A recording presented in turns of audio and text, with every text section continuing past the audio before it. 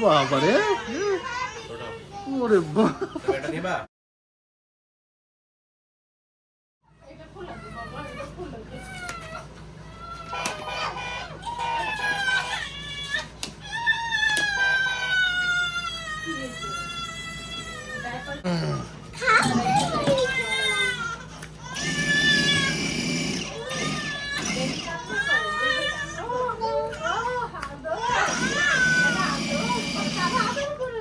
বড় দিদি হয়ে গেছে।